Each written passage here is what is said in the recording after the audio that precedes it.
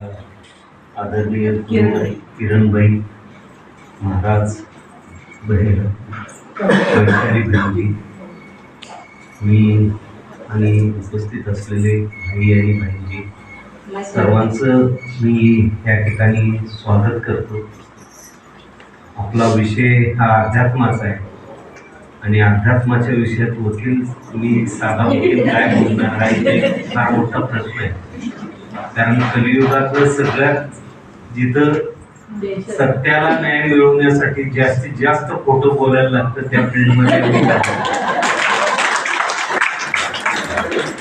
आपले विचार ऐकल्यावर आणि आपणही ह्या आत्ताच्या परिस्थितीत धर्माची साधना करताय, उपासना करताय. किरण भाई आहेत, परत वैशाली बहीण जे आहेत, आपल्या मोराळ्याचे दत्त महाराज आहेत. हे सर्वांचं आपल्याला मार्गदर्शन आशीर्वाद मिळाले यातच मी धन्य मानतो. आणि संयोजकांनी माउंट आबूला मी जाऊन आलो. माउंट आबूला मी 2 ते 3 वेळा जाऊन आलो. पहिल्या वेळी तर आम्ही रात्री मुक्कामालाच गेलो, तर तिथनं पळायच्या भूमिकेत होतो, फिरायला चाललो होतो. तर भाईंजींनी तिथं तिथले ग्रस्त पाठवून दिले आणि त्या भाईजींनी सगळं माउंट आबूतलं काम कसं चालतं, सेवा कशी केली जाते आणि सेवेला कोण कोण लोक असतात, पूर्ण माउंट आबू बघायला आम्ही सकाळी 7ला माउंट आबूचं शांतीवन बघायला सकाळी 7ला चालू केलं. आम्हाला साधारण 4:30-5 अर्धच झालं आणि 4:30-5 वाजता त्यांनाही काही काम होते आणि आमचा पुढचा दौरा असल्यामुळं आम्ही तिथून निघालो. अत्यंत म्हणजे काय म्हणतो की धर्तीवरचा स्वर्गच आहे तो. त्या ठिकाणी जाणं म्हणजे आपल्या भाग्यात असलं तरच जाणं होतं. आम्ही काही न ठरवतो 2-3 वेळा अचानक जाऊन आलो आणि तिथं आम्हाला फार मोठे म्हणजे विविध साधू संत, त्यातले आपले बहीणजी, भाईजी, मोठे ज्यांनी साधना तिथं केली किंवा ज्या लोकांनी तिथं सेवा केली, म्हणजे मी जे बघितलं तर तिथं उच्च शिकलेले IAS IPS अधिकारी, मोठे हायकोर्ट सुप्रीम कोर्टातले वकील, मोठे डॉक्टर, म्हणजे कुठल्याही व्यवसायातले किंवा धंद्यातले मोठी लोक सर्वसामान्य एका रोजगारासारखी सेवा करतात. म्हणजे परमेश्वरापुढं माणसाला, प्रत्येक माणसाला किंमत तीच आहे आणि सेवेतच त्यांना आनंद मिळतो. हे बघायला मला तिथं मिळालं.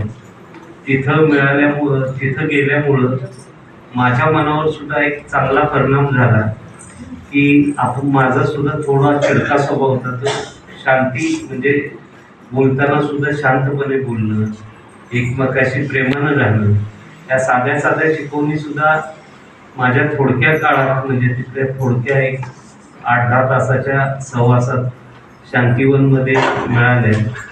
मी आत्ताच दरवर्षी त्या साईडला म्हणजे कधी गेलो की जाणं होतं आमचं. गुजरात किंवा राजस्थानला गेलो की तिथं पहिला मुक्काम शांतीवनला करतो आणि तिथली सेवा, तिथलं दर्शन, तिथलं जे काय कार्य चाललं असतं त्यात सहभागी होण्यातच फार मोठा आनंद मिळतो. आपणही बऱ्याच वेळा जाऊन आलेला, आपणही फार मोठे भक्त आहात तिथे. मी 1-2 वेळा गेलेला, आपल्याला काय अनुभव सांगणार.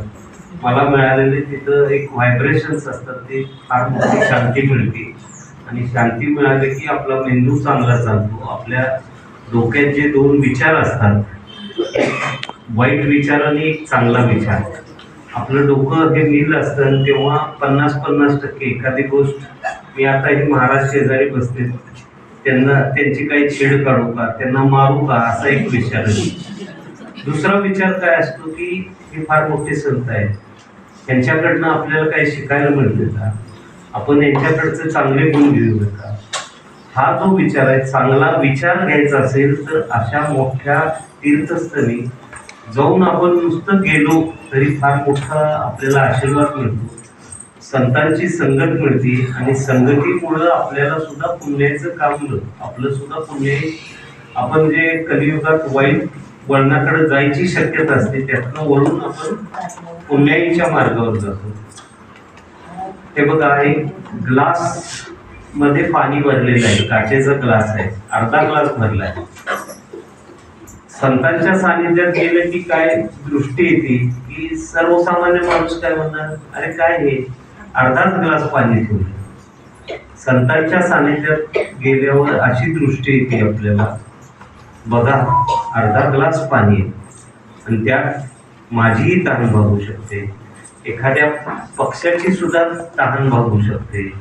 आणि ही जी पॉझिटिव्ह ॲटिट्यूड म्हणजे पॉझिटिव्ह व्हायब्रेशन, किरणभाई तिथं पॉझिटिव्ह व्हायब्रेशन आणि पॉझिटिव्ह ॲटिट्यूड यायला, संतांचा सानिध्य आणि संत ज्या ठिकाणी साधना करतात, जे म्हणजे आमच्या भाषेत म्हटलं तर ह्या पीठाचं आपलं जसं केदारनाथ बद्रीनाथ आहे तसं त्यातलं ओम शांतीचं शांतीवन म्हणजे हे सुप्रीम कोर्ट आहे.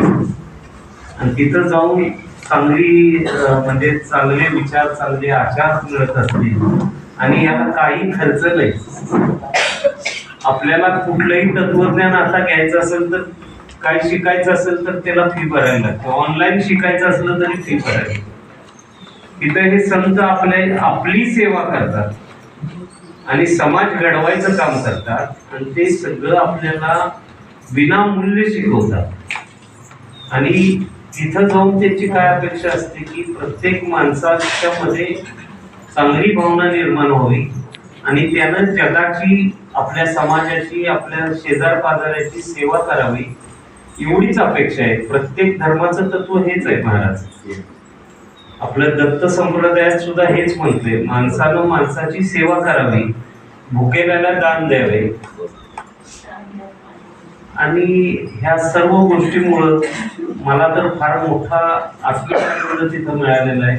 मी बऱ्याच ठिकाणी जातो, म्हणजे मी मनात आलं तर गिरनारला सुद्धा अजून चालून जातो वरपर्यंत, जरी हे असलं तरी प्रत्येक ठिकाणची ऊर्जा वेगळी आहे. इव्हन आपलं औदुंबर आपल्याला 18 किलोमीटर आहे, इथनं जवळ आहे. औदुंबरमध्ये सुद्धा दत्त महाराज आहेत, त्यांचं म्हणजे जागृत स्थान आहे. ती आपलं गणपती मंदिर आहे तासगाव उजव्या सोन्याचं, हे सुद्धा जागृत स्थान आहे. कालच संकष्टी झाली, तिथं आज जाऊन दर्शन घेतलं म्हणजे मनाला एक व्हायब्रेशन मिळतात, एक शांती मिळते आणि आपल्या डोक्यात जे वाईट विचार यायची वेळ असते त्यापासून आपण बाजूला जातो. हाच म्हणून आपण सर्वजण संतांच्या सानिध्यात आहे. वैशाली बहिणजी घेतात, आपल्या मोराळ्याला हे महाराज घेतात, किरणभाईजी त्यांचं फार मोठं काम आहे. ते कोल्हापूरच्या ठिकाणी असतात असं मला कळलं. कोल्हापूर आणि माऊंट आबूला दैवी देणगी दिलेली आहे सर्वांना.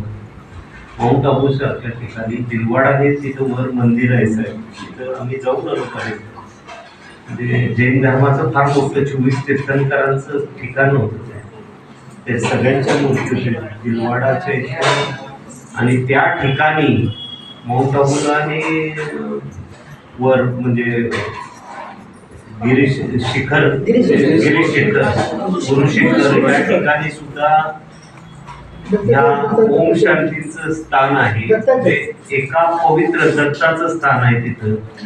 या सर्व ठिकाणी मी 2-3दा जाऊन आलोय. आता म्हणजे जेव्हा भक्ती करायला लागली तेव्हा बऱ्याचदा आधी असं फिरायला जाऊन आलो होतो, पण भक्ती मार्गातनं 2-3 वेळा जाऊन. फार मोठी स्थान आहेत आणि ह्या लोकांचा सहवास आपल्याला मिळाला.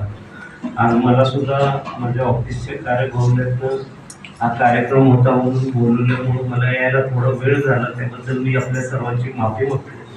मला सुद्धा तुमच्या सानिध्याखाली संघटित काही काळ घालवायला मिळाला. म्हणजे मला आता अक्षरशः आपण शांतीवनमध्ये असल्यासारखं, म्हणजे गेटमधलं एंट्री केल्यावर काय व्हायब्रेशन होतं ते मला जाणवतं. म्हणून मी इथं उपस्थित सर्वांचं पुन्हा एकदा स्वागत करतो. मला माझे शब्द मला काही व्यक्त करायला, तसं आमचं वक्तृत्व हा आमचा विषय नाही, आणि अध्यात्मावर बोलणं हा माझ्यासारख्याला बोलणं म्हणजे अध्यात्माचा मोठा अपमान आहे. कारण सर्वसामान्य माणसांनी अध्यात्मावर बोलू नये. आपलं काही पुण्याचं काम असलं तर कुणाला काही शिकवलं तर असं म्हणजे काही अध्यात्माचं साधना केली तरच बोलू. पुण्य असल्याशिवाय तो योग बी शिकत नाही. मी आपल्या सर्वांचं आभार मानतो आणि माझं हे लांबलेलं म्हणजे विषयांतर होत असलेलं लांबलेलं जे माझं विचार होते मनातले, मी काय ह्याच्यात आर्टिफिशियल तयारी वगैरे काही नाही. मनाला इथं आल्यावर मला देवानं जे सांगितलं त्या पद्धतीने बोललो. त्यात काही जर चूक झाली असेल तर मला आपण सगळे मोठ्या मनानं माफ करायला अशी अपेक्षा व्यक्त करतो आणि थांबतो.